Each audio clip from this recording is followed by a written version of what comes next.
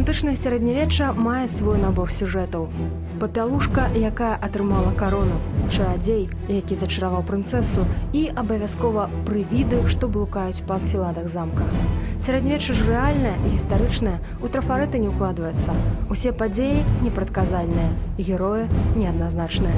І дзеянні натхняюцца не высокімі пачуццямі, а барацьбой за ўладу, інтрыгамі і сляпым выпадкам. Лідскі замак – месца, дзе злучыліся рамантычная казка і жорсткая праўда жыцця.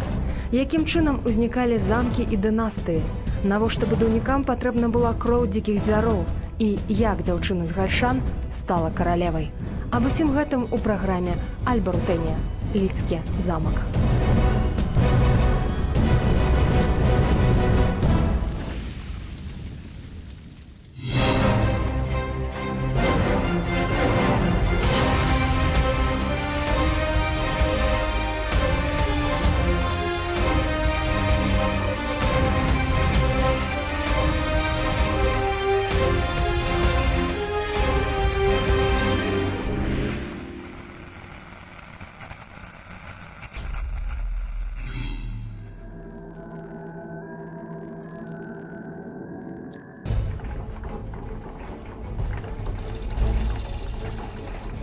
Яшчэ з часоў старажытнага Рыма перамогу атрымоўвалі з дапамогай дысцыпліны, а захоплівалі зямлю дзякуючы вайсковай фартыфікацыі.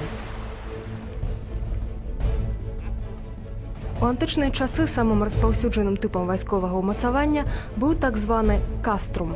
Ён меў прамавугольную форму і будаваўся пераважна на ўзвышшах, недалёка ад крыніц вады. Менавіта дзякуючы каструмам Рымская імперыя здолела зацвердзіцца ў Галіі, Дакіі, Іберыі і іншых рэгіёнах Еўропы. Пазней гэтае слова трансфармавалася ў кастэль. Так называлі від замка, які нагадваў рымскія ўмацаванні сваім знешнім выглядам. Ваенная тактыка старажытнага Рыма стала асновай і для крыжакоў, якія, пачынаючы з 13 стагоддзя, бесперапынна нападалі на славянскія землі. На захопленых тэрыторыях тэўтоны ўзводзілі замкі-кастэлі праз кожныя 15-30 кіламетраў.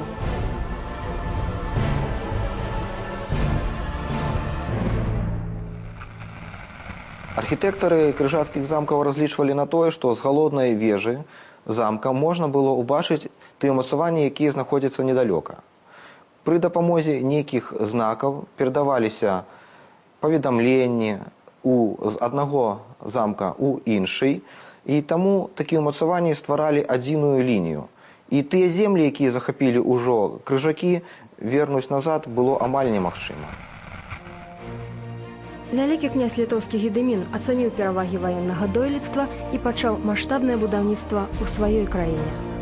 У Наваградку, Крэве, Медніках і Лідзе будаваліся велізарныя каменныя кастэлі. Лідскі замак самы старажытны з тых, што захаваліся на тэрыторыі Беларусі, і ён таксама належыць да тыпу замкаў-кастэляў.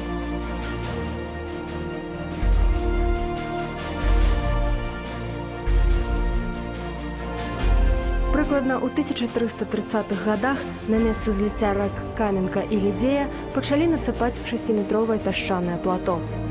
Патрапіць на гэты востраў можна было толькі па адной дарозе. Астатнія падыходы перакрывала вада або непраходнае балота.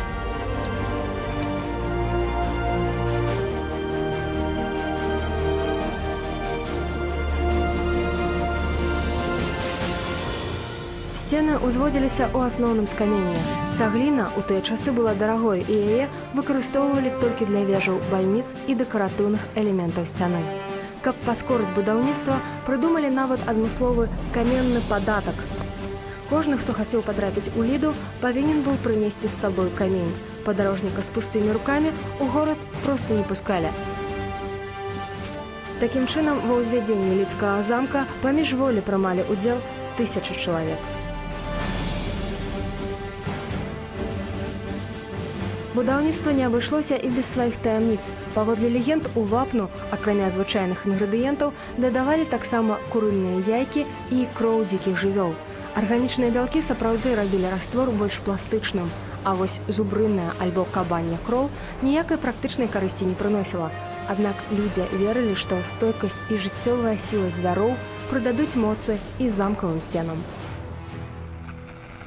Традыцыя дабаўляць кроў у вапну дастаткова распаўсюджана. Можна меркаваць, што гэта нейкія суевер'і, магчыма, гэта якія-то язычніцкія рэшткі язычніцкіх ахвяраванняў. Наогул у шматлікіх народаў усяго свету сустракаецца традыцыя дабаўляць кроў у вапну, і лічылася, што сцяна будзе стаяць, калі прынесці чалавечую ахвяру. Таму мы па ўсім свеце можам знайсці шкілеты замураваных людзей, напрыклад, також у кітайскіх будынках і у іншых народаў. У 14 стагоддзі Вялікае княства Літоўскае яшчэ не перахварыла на паганства. Той жа вялікі князь Гедымін быў адзіным у дынастыі, хто не прыняў крышэння, нават не гледзячы на двух жонах хрысціянак. Некалькі гадоў ён вёў перамовы з папам рымскім аб прыняцці каталіцтва, але рабіў гэта толькі дзеля ваеннай перадышкі. У гэты час якраз і будаваліся замкава-абарончая сістэма. Як толькі ў мур быў пакладзены апошні камень, Гедымін прагнаў рымскіх паслоў і зноў атачыў сябе паганскімі жрецамі-вайдалотамі. Летапісы сцвярджаюць, што на будаўніцтва Лідскага замка хапіла 7 гадоў. Замак стаяў на мяжы, і яго лёсам былі пастаянныя войны і аблогі. Немцы і шведы, англічане і французы, рускія і татары ў розныя часы прыходзілі пад сцены замка. Часам штурмы мелі поспех, часам скончваліся няўдачай. Ваенны лёс Лідскага кастэля быў хоць і насычаным, але досыць аднастайным. Галоўныя ж гістарычныя падзеі адбываліся тут у 1380-1420 гадах. І звязаны яны былі не столькі з войнамі, колькі з асабістымі адносінамі ўнутры адной сям'і.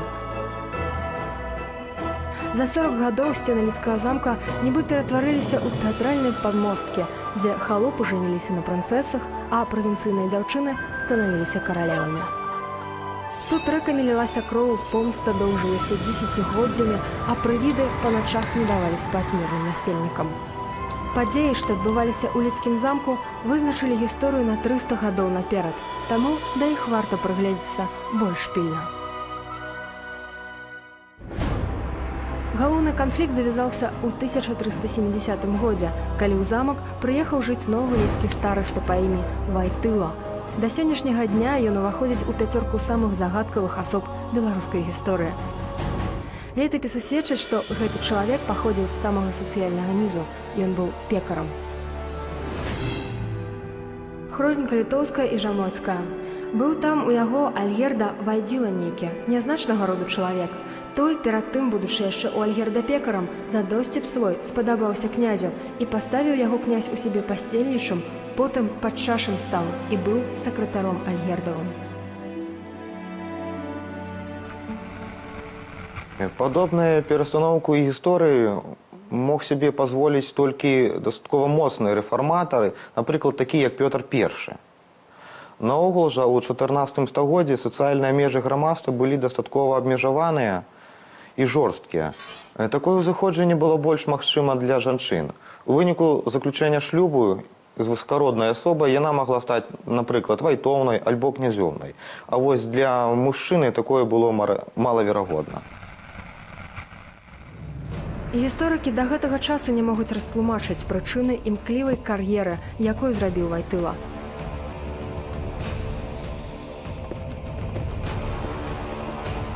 Сучаснікі, вядома, шапталіся пра тое, што пекар не інакш як вядзьмак.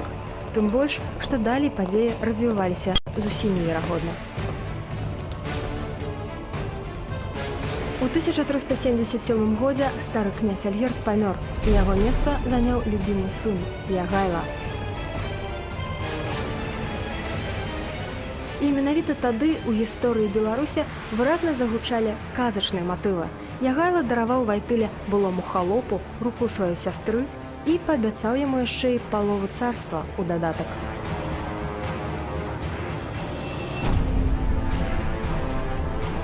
Палова царства вядома не свайго, а суседняга, якое належала ягонаму дзядзьку Кейстуту. Вайтыла пачаў перамовы з крыжакамі аб тым, каб разам напасці на паўднёва-ўсходнюю частку Вялікага княства. Хроніка літоўская і жамоцкая. І хутка пачаў Вайтыла перад Ягайлам Кейстута, дзядзьку яго, у агіду і падазрэнне ўводзіць, мовячы на Кейстута словы непраўдзівыя. І так, радаю сваёю, здрадлівай той-то Вайтыла да таго прывёў, каб Ягайла патаемна з крыжакамі прускімі перамір'я супраць Кейстута узяў.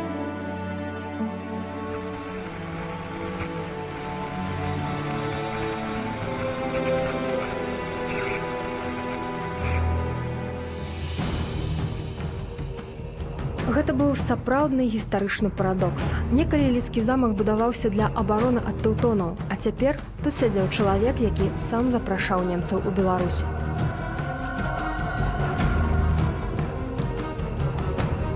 Былы пекар быў у адным кроку ад таго, каб заснаваць сваю ўласную дынастыю, але карты склаліся інакш.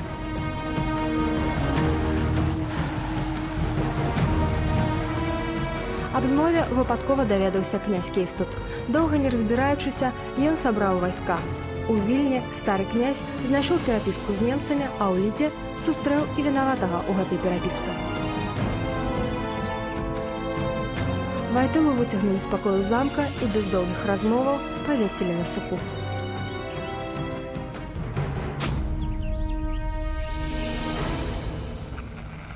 Вайтыла гэта нейкі антыгерой свайго часу. Можна меркаваць толькі, як ставіліся да яго сучаснікі. Здраднік, спаганшык дынастыі, выскачка. Яго фігура ў гісторыі нейкім чынам дэманізавана. І на самой справе гэта так. Усе чакалі, што за смерцю лідскага стараста ў дзяржаве настане мір. Але выйшла ўсё яшчэ горш. Ягайла з тых часоў паводзіў сябе нібы закалдаваны. Швагер шыбенніка зноў пачаў рыхтавацца да вайны.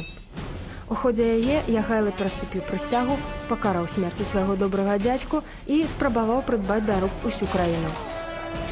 Крыві пралілося столькі, што ніхто ўжо не лічыў ганебным уступаць у саюз з немцамі. Вітаўт гадамі гасцяваў у Лівонскім ордзене і хадзіў з рыцарамі ў пахода, спрабуючы вярнуць сваю вотчыну. Вайна, якую падрыхтаваў лідскі стараста, стала братазабойчай у прямым сэнсе гэтага слова і з перапынкамі доўжылася каля 11 гадоў.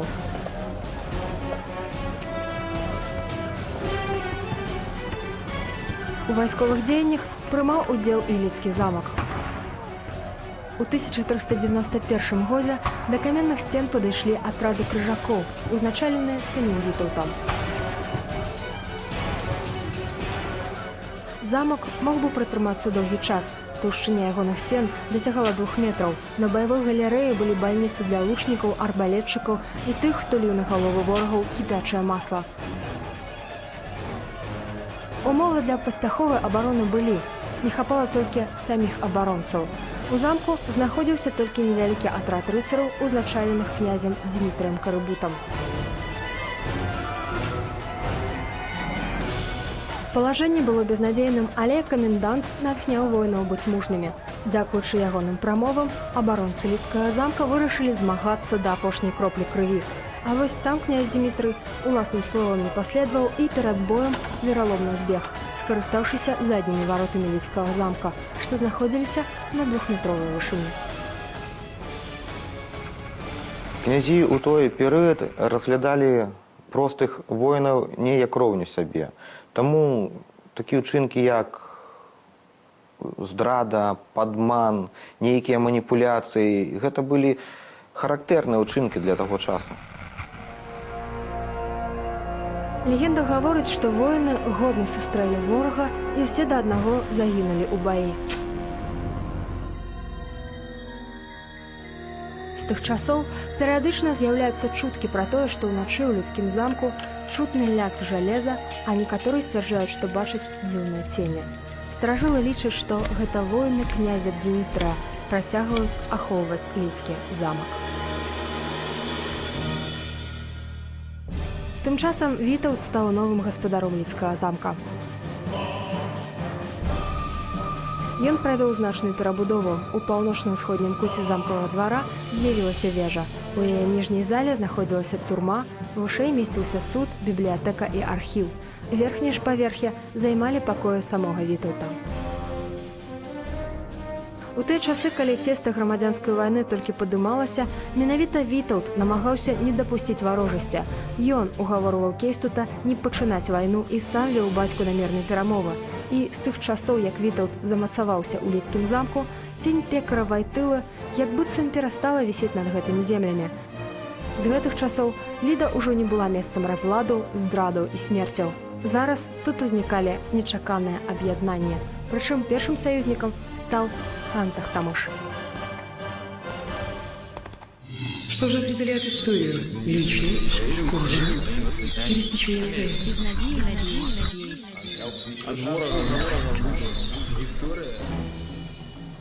Тахтамыш вместе со своей ордой приехал в Лидский замок в 1396 году. Поначалу, видя хана или его воинов, лидчанки крестились и прятали своих детей. И было отчего. За 14 лет до своего мирного визита в Лиду хан Тахтамыш дотла сжег Москву. Об этом хане нечасто вспоминают историки, хотя именно этот лидский постоялец был главной причиной, по которой произошла Куликовская битва. Именно за интересы хана Тахтамыша бились Дмитрий Донской и его войско. К вопросу о Куликовской битве можно сказать так, что это была не совсем такая битва, в которую обычно было принято подавать вот еще до недавних времен в официальной историографии. Все дело в том, что фактически это выглядело так. Вассал законного правителя Улуса Джучи Тахтамыша, вот князь Дмитрий, выступил на его стороне и разбил мятежного темника Мамая, то есть сепаратиста. Впервые удалось собрать войско единое из очень многих княжеств. Причем, опять же, если мы будем говорить о том, что в составе русских войск участвовали и войска Андрея Полоцкого, да, вот и Волынская дружина, то есть земли, которые находились в данный момент в Великом княжестве Литовском. То есть здесь без преувеличения можно сказать, что в Москве это сражение рассматривали как общерусское дело. Но хан Золотой Орды оказался очень ненадежным союзником. Уже через 2 года после Куликова поля ему показалось, что славяне много о себе возомнили.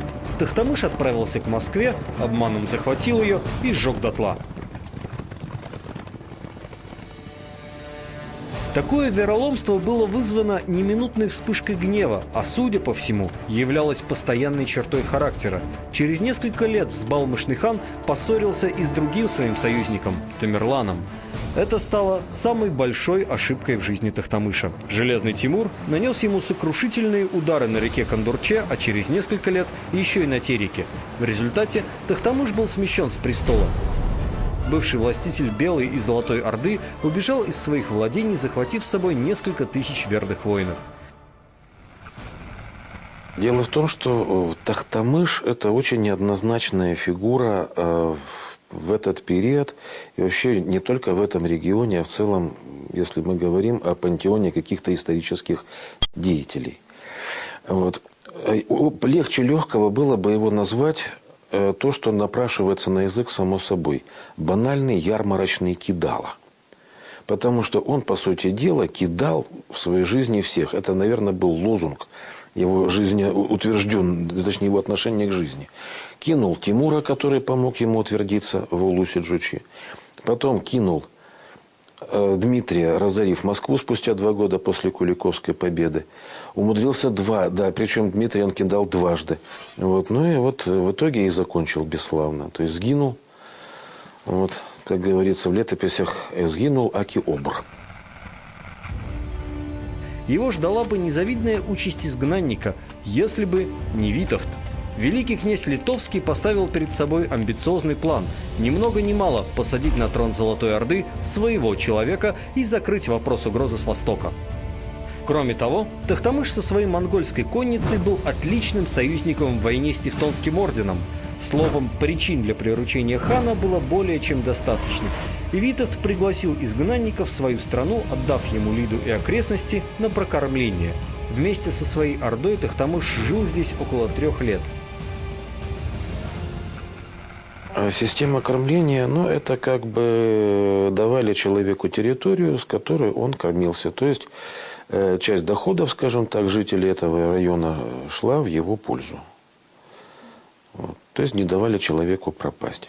Ведь если мы учтем еще, что сколько натерпелись, например, жители северо-запада той же Белоруссии от крестоносцев, то любое что-то, что выказывало готовность с теми же крестоносцами драться, оно не вызывало реакции отторжения. Хитрый Витовт сумел обаять хана до такой степени, что монголы все-таки отправились воевать против крестоносцев на Грюнвальдское поле. Именно их послали в первую атаку, и считается, что именно татарский воин убил орденского магистра. Таким образом, если вначале славяне сражались за интересы монгола Тохтамыша на Куликовом поле, то 30 лет спустя орда Тохтамыша уже сама сражается за интересы славян на поле Грюнвальдском. Это была гениальная победа Витовта как политика, и начинался этот союз в Лидском замке. Что же определяет историю? Личность, судьба или стечение обстоятельств?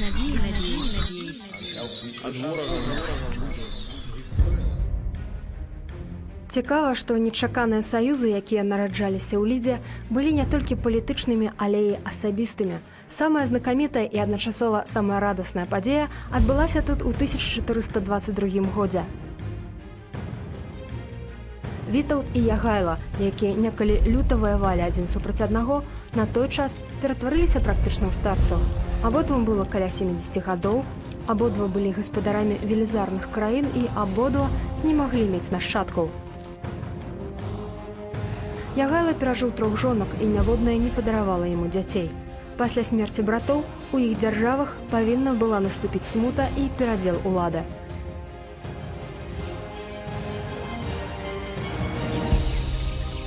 Так і адбылося б, калі б аднойчы, праязджаючы праз валоданне Вітаўта, Ягайла не сустрэў 2 гальшанскіх сясцёр – Васілісу і Сафію.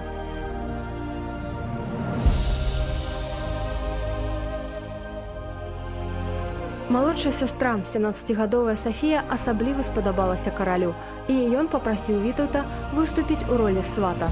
Той пагадзіўся, упэўнены ў поспеху. Аднак першапачаткова справа не заладзілася. Хроніка Быхаўца, 1422 год.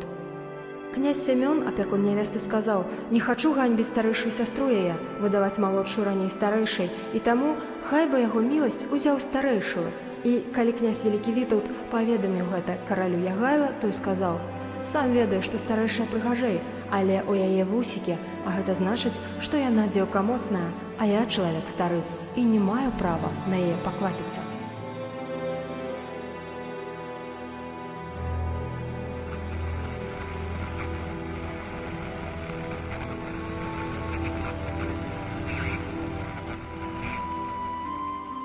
Громкім словам «вусы» Ягайла называў пушок над вуснамі Васіліса, які здаўна лічыўся прызнакам палкага жаночага тэмпераменту. Ягайле было 70 год, і гэты аргумент усе прызналі слушным. Аднак, калі кароль вырашыў ажаніцца, аніякія вусы яму не перашкодзяць. Справу вырашылі проста. Тэрмінова знайшлі яшчэ аднаго жаніха для старэйшай сястры. Абодва вяселле вырашылі згуляць у Лідскім замку. З такой нагоды ў паўночна-ўсходняй сцяне прабілі новую вялікую браму, якую назвалі Каралеўскай. Гісторыкі 19 стагоддзя пісалі, што ў Лідскім замку была праяўлена казачная гасціннасць. Такім чынам гісторыя закальцавалася. Варожасць, якая пачалася з вяселля пекара і князёўны, канчаткова аціхла пасля вяселля караля і звычайнай шляхцінкі. Абодва шлюба былі адзначаны ў Лідскім замку. Соф'я падаравала свайму састарэламу мужу 3 сыноў. Яна стала заснавальніцай дынастыі Ягелонаў, якая царавала на працягу 300 гадоў.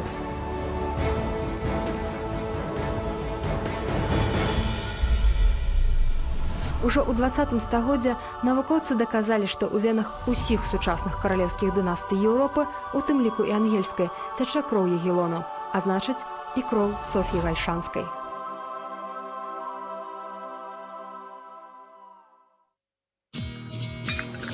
Звычайна казкі скончваюцца весельным балем, і для лідскага замка перыяд страсцей і шакспіраўскіх драм скончыўся на вяселле Соф'і Гальшанскай.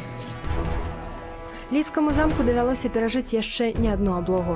Тут пабывалі і шведы, і англічане, і рускія, і французы, але ўсё ж галоўнымі падзеямі, што адбываліся ў гэтых сценах, былі не аблогі, а саюзы і вясельныя балі.